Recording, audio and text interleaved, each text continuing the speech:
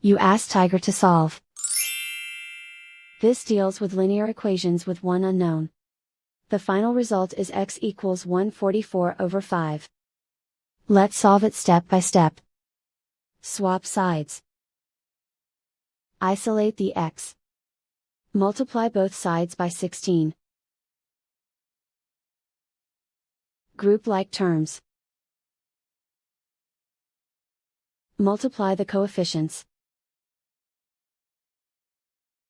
Simplify the fraction. Multiply the fractions. Simplify the arithmetic. And so the final result is x equals 144/5.